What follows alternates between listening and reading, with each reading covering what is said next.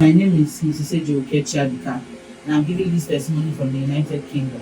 Sometime last year, I was pregnant and I needed to join my husband in the UK. And I spoke to my doctor, and he said he doesn't advise me to travel because it's an high-risk pregnancy, though people do it.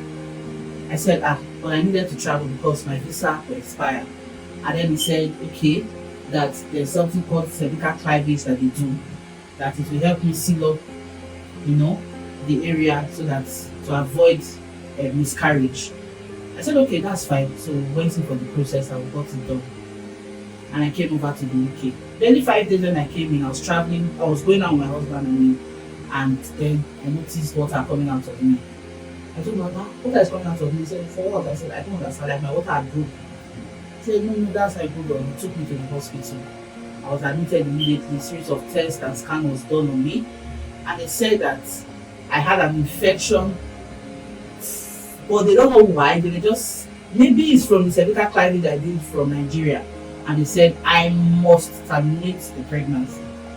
I said, I can't terminate the pregnancy. One nurse even came to me at the hospital, that's North Wing Park Hospital in London, and said, Madam, you're in Nigeria. I said, yes, sir. Do you know of one Pastor Jerry of NSPPD? I said, yes. They please don't play with the prayers. Take it very seriously. That she's a testifier in the altar. So she always comes to me and say, what God cannot do, I'll say does not exist like that. So she makes me laugh.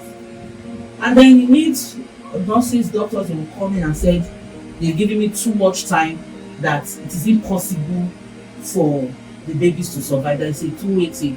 You see that I go or the babies go. And now what is important is me, because the babies are not yet formed, because I was my first trimester, I'm 14 weeks. So they said before they regard them as babies, we get to 24 weeks. So for now, I'm their priority.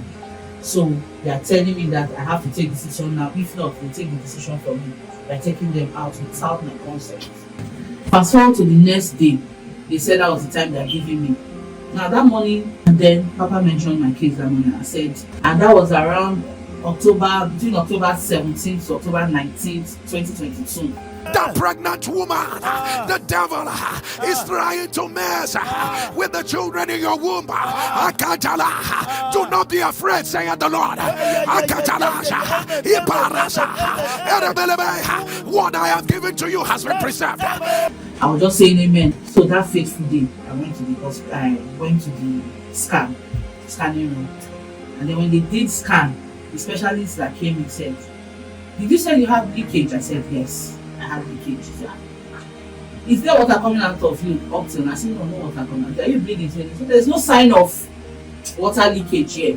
I said, "But sir, I can't see any sign." I got to my full term with the pregnancy, and I went to the hospital to deliver. On the very fateful day of me giving birth, the doctors that were coming to me to say you have to terminate the pregnancy, one of them told me, said, "Madam, what are you doing here? You still carrying the pregnancy?" "Yes." "Start saying pregnancy." "Yes, I'm carrying the pregnancy." She was so amazed. She was, I don't know, it was unbelievable to her. She followed me to the theater, and then I gave birth to my children, triplets, 2 boys and a girl. I want to use this medium to thank Papa Jerry for doing this for the world as a whole. I want to say to every one of us that for those of us that are looking for the fruit of the womb, I use children as a point of contact to reach us, so we will testify in the fire altar. What God cannot do does not exist.